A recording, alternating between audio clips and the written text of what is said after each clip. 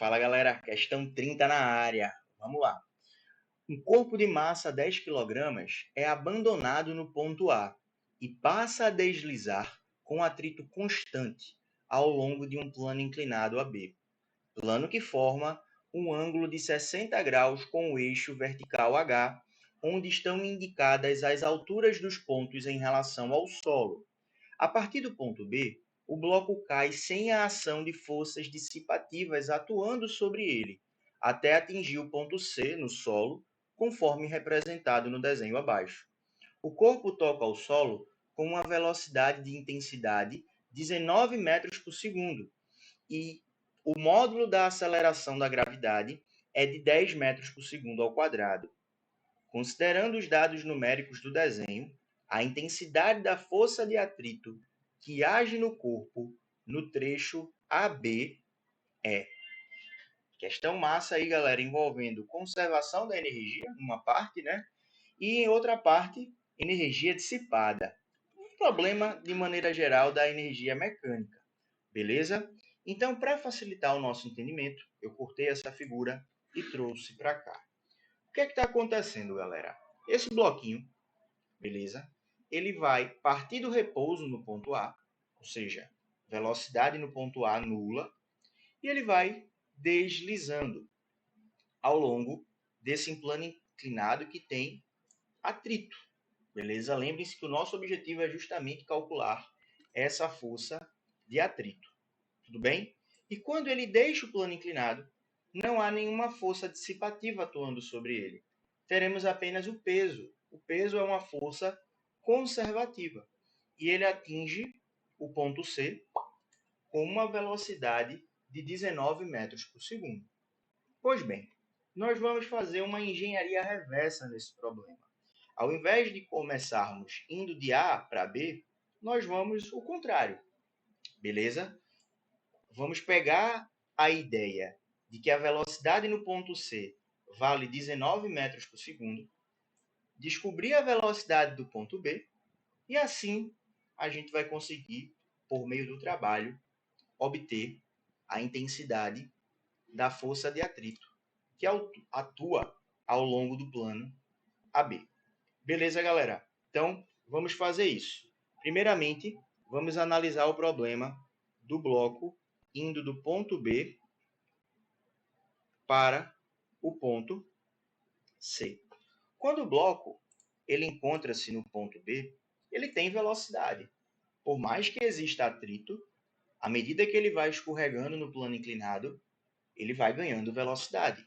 Portanto, se ele tem velocidade, no ponto B, ele possui energia cinética. Beleza?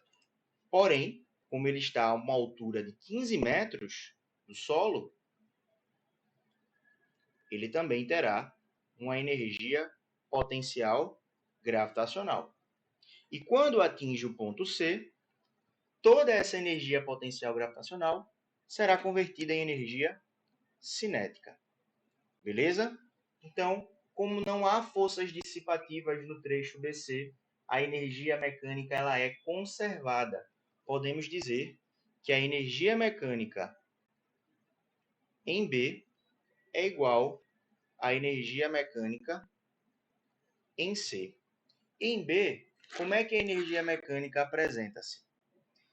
Cinética mais potencial gravitacional. Então, nós vamos ter massa vezes velocidade de B ao quadrado sobre 2, mais a energia potencial gravitacional, massa vezes a aceleração da gravidade vezes a altura, igual à energia cinética no ponto C, massa vezes a velocidade do ponto C ao quadrado, dividido por 2. Beleza? Podemos cancelar as massas, uma vez que todos os termos têm a massa. Podemos multiplicar todo mundo aqui por 2, né? E multiplicando todos os termos por 2, esse 2 corta com esse 2 e esse 2 corta com esse 2. Observem, galera, que fica exatamente a estrutura da equação de Torricelli. Beleza? Se você quisesse ter aplicado a equação de Torricelli direto, não haveria problema, tá? Então, olha só, passando 2mgh para o outro lado da igualdade, nós vamos ter o seguinte, que, vamos vir para cá, né? VB² é igual a VC² menos 2GH. Beleza? Substituindo os valores, nós vamos ter o seguinte. VC vale 19. Vai ficar 19 ao quadrado menos 2 vezes 10 vezes 15. Então, 19 ao quadrado é 361. E esse produto, né, galera? 2 vezes 10 vezes 15 dá 300. A diferença entre 361 e 300 dá 61. Então, VB² é igual a 61. Beleza? Júlio, você não vai extrair a raiz, não? Não, porque nós vamos precisar exatamente da velocidade ao quadrado. Beleza? Uma coisa, pessoal, que vai ser importante e vamos logo calcular é justamente o comprimento AB. Esse comprimento AB vai nos ser importante, beleza? Então, vamos calculá-lo. Se a gente utilizar o cosseno de 60, eu sei quanto é que mede esse lado aqui, né? 5 metros. Então, nós podemos determinar AB por meio do cosseno de 60, beleza? Então, vamos lá. O cosseno de 60 vai ser igual à razão do cateto adjacente a ele, que é 5 metros, dividido pela hipotenusa, que é justamente o comprimento AB. Ok? O cosseno de 60, a questão informa que é 0,5, né? Podemos escrever como 1/2. E fazendo o meio pelos extremos, nós obtemos que o comprimento AB ele vale aí 10 metros. Tudo bem? E vamos analisar o seguinte. À medida que o bloco B vai deslizando nesse plano inclinado, algumas forças atuam sobre ele. Quais forças seriam essas? Vamos pegar o bloquinho, uma cópia dele, e vamos representar aqui ao lado essas forças. Beleza, galera? Para a gente ter uma visualização melhor do problema. Vou aumentar aqui um pouquinho o tamanho do bloco. Pronto, foi. Então, olha só.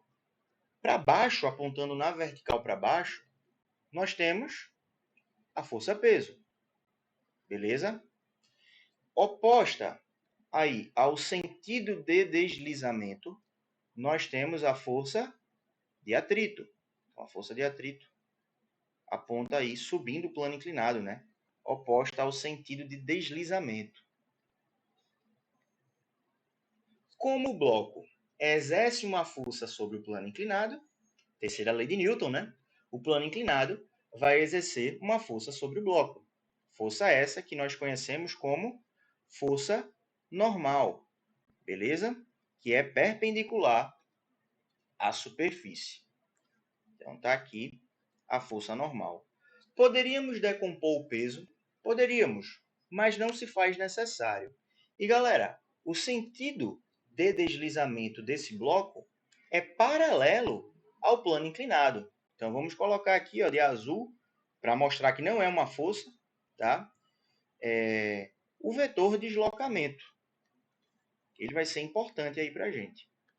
Tá? Então, olha só. Esse vetor de deslocamento, ele forma ângulos com essas forças. Eu quero chamar a atenção de dois ângulos aqui. O ângulo que a força normal forma com o deslocamento é um ângulo de 90 graus. Portanto, forças perpendiculares ao deslocamento não realizarão trabalho. Então, nós não precisamos nos preocupar com o trabalho realizado pela força normal. Beleza?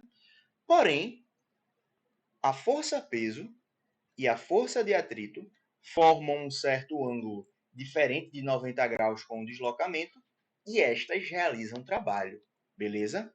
A força de atrito forma 180 graus, portanto vai realizar um trabalho negativo. Podemos também chamar esse trabalho negativo de trabalho resistente, ou seja, a energia dissipada está ali no trabalho realizado pela força de atrito, e temos também a força-peso realizando o trabalho, fazendo com que energia potencial gravitacional no ponto A, em partes, se converta em energia cinética no ponto B. Por que em partes? Porque ao longo desse plano, a energia mecânica não é conservada por conta da presença de uma força dissipativa, nesse caso a força de atrito. Beleza? Então, olha só, existe um teorema na física muito importante, que é o teorema trabalho-variação da energia cinética. O que é que esse teorema diz? Que o trabalho resultante é igual à variação da energia cinética. Beleza? Quem é o trabalho resultante, galera? A soma de todos os trabalhos. Nesse caso, da força de atrito e o da força-peso. Então, olha só. O trabalho da força de atrito mais o trabalho da força-peso vai ser igual à variação da energia cinética. Ou seja, a energia cinética no ponto B menos a energia cinética no ponto A. Como o bloco parte do repouso no ponto A, ele tem velocidade inicial igual a zero, não há energia cinética no ponto A. Beleza? Como é que a gente vai calcular o trabalho realizado pela força de atrito?